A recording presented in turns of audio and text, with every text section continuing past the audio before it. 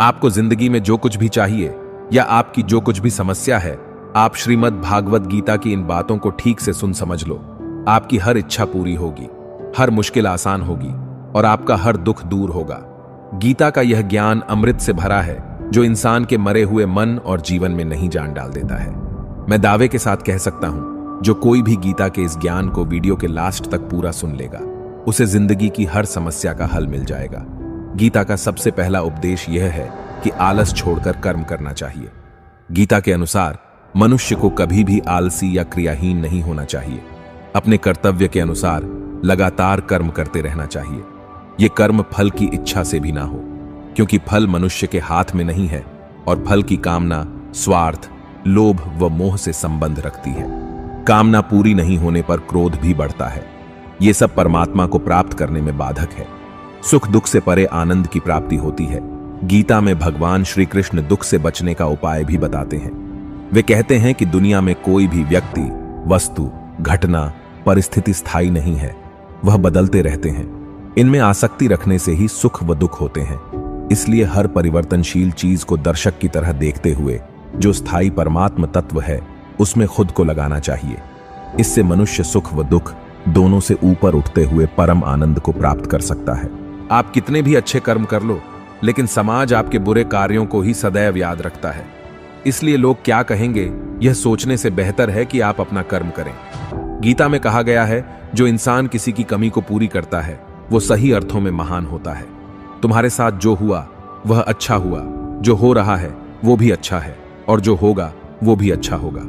गीता के अनुसार जिंदगी में हम कितने सही हैं और कितने गलत हैं, ये केवल दो लोग जानते हैं, एक परमात्मा और दूसरी हमारी अंतरात्मा। जीवन का आनंद ना तो भूतकाल में है और ना भविष्य काल में, बल्कि जीवन तो बस वर्तमान को जीने में है। जब तक शरीर है तब तक कमजोरियां तो रहेगी ही, इसलिए कमजोरियों की चिंता छोड़ो और जो सही कर्म है उस पर अपना ध्यान लगाओ। जो दर्द तुम आज सह रहे हो, आगे चलकर वही तुम्हारी ताकत बनेगा। बुरे समय में पैसा काम आए या ना आए यह तो समय ही बताता है, लेकिन जो अपने हैं वे हमेशा ही आपके काम आएंगे। यदि सफलता की फसल पानी है तो उसके लिए मेहनत की खेती तो करनी पड़ती ही है। यदि कोई व्यक्ति विश्वास के साथ इच्छित वस्तु को लेकर नित्य चिंतन करता है तो वह जो चाहे वह बन सकता है। सच्चा धर्म यह है कि जिन बातों को इंसान अपने लिए अच्छा नहीं समझता उन्हें दूसरों के लिए भी प्रयोग ना करे। कोई भी व्यक्ति अपने विश्वास से बनता है। वह जैसा विश्वास करता है उसी अनुरूप बन जाता है। मन अशांत है और उसे नियंत्रित करना कठिन है, लेकिन अभ्यास से इसे वश में किया जा सकता है। मेरे लिए समस्त प्राणी समान हैं, ना तो कोई मुझे अत्यधिक प्रिय है और ना ही कम, लेकिन जो मेरी भक्ति पूरे मन से करते हैं मैं सदैव आवश्यकता पड़ने पर उनके काम आता हूं। मन की शांति से बढ़कर इस संसार में कोई भी संपत्ति नहीं है। जो मनुष्य फल की इच्छा का त्याग करके केवल कर्म पर ध्यान देता है वह अवश्य ही जीवन में सफल होता है। कोई भी इंसान जन्म से नहीं बल्कि अपने कर्मों से महान बनता है। अपना, पराया, छोटा, बड़ा इत्यादि को भूलकर यह जानो कि यह सब तुम्हारा है और तुम प्रति एक के हो। जो व्यक्ति क्रोध करता है उसके मन में भ्रम पैदा होता है, जिससे उसका बौद्धिक तर्क नष्ट हो जाता है और तभी व्यक्ति का धीरे धीरे पतन होने लगता है। गीता में लिखा है, जब इंसान की जरूरत बदल जाती है तब इंसान के बात करने का तरीका बदल जाता है। इस संपूर्ण संसार में अब कीर्ति मृत्यु से भी अधिक खराब होती है। सदैव संदेह करने वाले व्यक्ति के लिए प्रसन्नता ना इस लोक में है ना ही कहीं और। जीवन में सफलता का ताला दो चाबियों से खुलता है, एक कठिन परिश्रम और दूसरा दृढ़ संकल्प। जो मन को नियंत्रित नहीं करते उनके लिए वह शत्रु के समान कार्य करता है। कठिन परिश्रम से बचने के लिए व्यक्ति को भाग्य और ईश्वर की इच्छा जैसे बहानों के बजाय चुनौतियों का सामना करना चाहिए। गीता में कहा गया है, कोई भी अपने कर्म से भाग नहीं सकता, कर्म का फल तो भुगतना ही पड़ता है। मनुष्य को अपने कर्मों के अच्छे और बुरे फल के विषय में सदैव सोचकर चिंताग्रस्त नहीं होना चाहिए। मनुष्य अपने विश्वास से निर्मित होता है, जैसा वह विश्वास करता है वैसा वह बन जाता है। जो मनुष्य प्रतिदिन खाने, सोने और आमोद प्रमोद के कार्यों में लिप्त रहता है वह नियमित तौर पर योगाभ्यास करके समस्त क्लेशों से छुटकारा पा सकता है।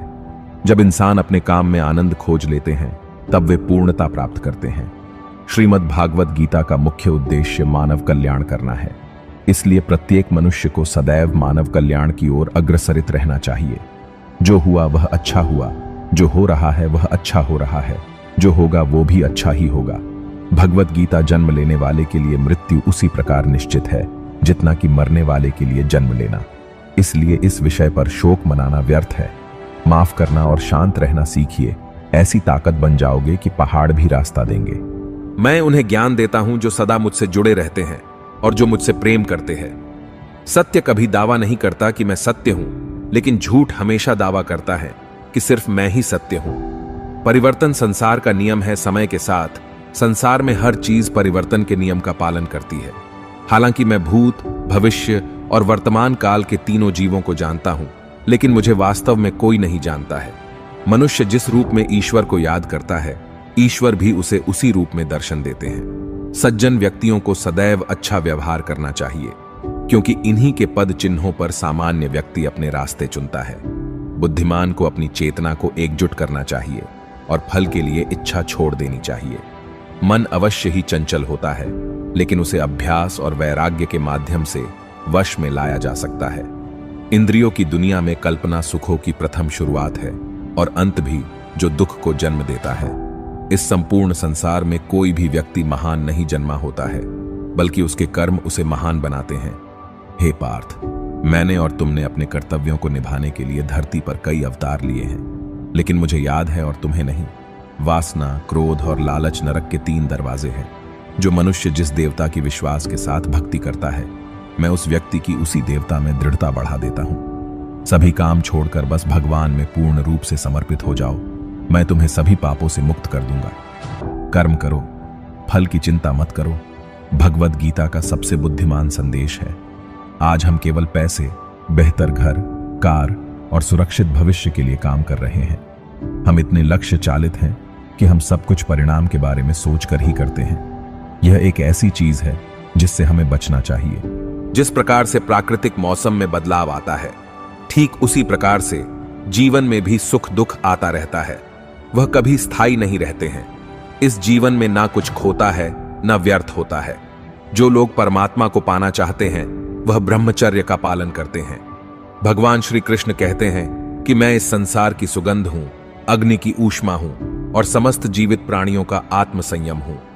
बुद्धिमान व्यक्ति कभी भी कामुक सुख में आनंद लेते हैं। वह सदैव मोक्ष की प्राप्ति में लगे रहते हैं। वह जो सभी इच्छाएं त्याग देता है, उसे शांति की प्राप्त होती है। संपूर्ण संसार में जब अधर्म और पाप बढ़ता है, तो मैं धर्म की पुनः स्थापना के लिए धरती पर अवतार लेता हूं। जैसे अंधेरे में प्रकाश की ज्योति जगमगाती है, ठीक उसी प्रकार से सत्य की चमक भी कभी फीकी नहीं पड़ती। इसलिए व्यक्ति को सदैव सत्य बोलना चाहिए। मैं सभी प्राणियों के हृदय में विद्यमान हूं। जो व्यक्ति मृत्यु के दौरान मेरा नाम लेता है, वह सदैव मेरे ही धाम को प्राप्त होता है। इसमें कोई शक नहीं है। ऐसा कुछ भी नहीं, चेतन या अचेतन, जो मेरे बिना अस्तित्व में रह सकता हो। परिवर्तन ही इस संपूर्ण संसार का नियम है। इसलिए व्यक्ति को कभी अपने वर्तमान पर घमंड नहीं करना चाहिए। जिसने जन्म लिया है, उसकी मृत्यु निश्चित है और मृत्यु के पश्चात पुनर्जन्म भी निश्चित है। मनुष्य का संपूर्ण शरीर 5 तत्वों से मिलकर बना है: अग्नि, जल, वायु, आकाश और पृथ्वी। और अंत में उसके शरीर को इन्हीं 5 तत्वों में ही विलीन हो जाना है। व्यक्ति को अपने आप को सदैव ईश्वर को समर्पित कर देना चाहिए, तभी वह दुखों, चिंता और परेशानियों से मुक्त रह सकता है। प्रत्येक बुद्धिमान व्यक्ति को क्रोध और लोभ त्याग देना चाहिए, क्योंकि इससे आत्मा का पतन होता है। तुम बिना किसी कारण की चिंता करते हो और बेवजह ही घबराते हो। तुम तो आत्मा हो, जिसे ना तो कोई मार सकता है और ना ही जला सकता है। यही जीवन की सच्चाई है, जिसे प्रत्येक व्यक्ति को जानना चाहिए। ना तो यह शरीर तुम्हारा है और न ही तुम इस शरीर के मालिक हो। यह शरीर 5 तत्वों से बना है: आग, जल, वायु, पृथ्वी और आकाश। एक दिन यह शरीर इन्हीं 5 तत्वों में विलीन हो जाएगा।